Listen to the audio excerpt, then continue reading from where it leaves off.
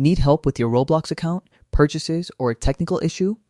In this video, I'll show you how to contact Roblox customer support. So let's get started. First, open a web browser on your phone or computer.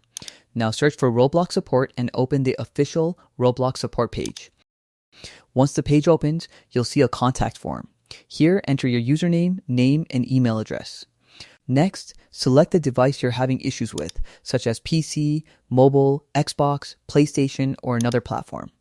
After that, choose the category that best matches your issue, such as account hacked, billing, technical support, or in-game problems.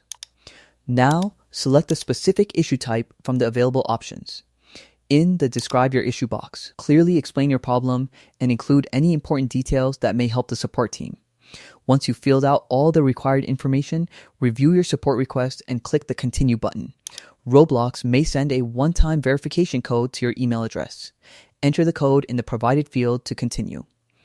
Your support ticket will now be submitted to the Roblox customer support team. After submission, you may be taken to a live chat page where you can discuss your issue with a Roblox support representative. Alternatively, you may receive a confirmation email, and Roblox support may contact you through that email address with updates or additional questions regarding your request.